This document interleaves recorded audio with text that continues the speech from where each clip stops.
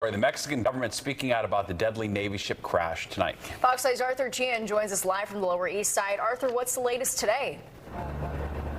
Steve, Natasha, there appears to be a significant change in this story. Now, if you remember on Saturday night when the mayor and other city officials briefed us with what was happening, and to be clear, it was with preliminary information. They talked about an engine failure as a possible cause. And also, if you remember, the NYPD's commissioner then stepped in and said, we're not so sure. That's what we believe right now. Well, that story appears to be changing with what Mexican officials are saying.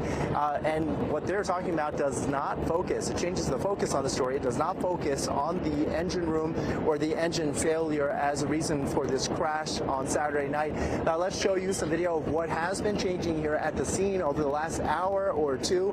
A significant change in that up until this point today, U.S. investigators, whether they be NTSB or the U.S. Coast Guard, had not been allowed on this ship, but we're showing you video right now of the U.S. investigators boarding the Mexican Navy ship. Clearly some were wearing U.S. Coast Guard garb, and some had on their helmets the insignia for the NTSB, which is the lead agency in this case.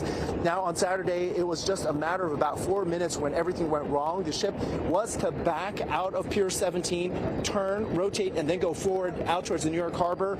But somehow that ship kept backing up, even picking up speed when it crashed into the Brooklyn Bridge, killing 2 people on board, injuring 20 others. Now the Mexican government has spoken for the first time at a press conference held by the Mexican president. Their naval officials seem to put the focus on the local pilot from our area who was brought on board to guide their ship out of the New York Harbor as our local laws require. Now here's what the Mexico's Navy chief just said. In particular, in New York, a boat needs to be under the supervision of a pilot from the port. That's approved by New York. And so, all the maneuvers the boat was making once it pulled out from the dock until the collision, that entire time it was under that pilot's control.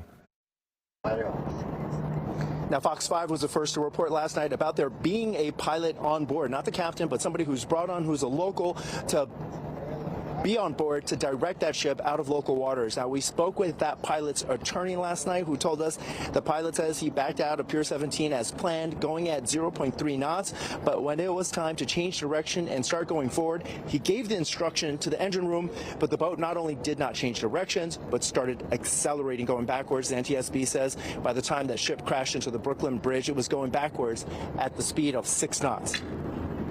Ship accelerated in reverse. That was certainly not the intent. It came as a shock to the pilot, the ship pilot, that the ship was accelerating in reverse when he was asking for orders to move ahead, and so that was something that was certainly unexpected. So the focus of this investigation may be changing. We'll keep you posted on details as they become available. We're live down on the Lower East Side at the pier. Arthur Chien, Fox 5 News. Natasha, back to you. All right, Arthur, thank you so much.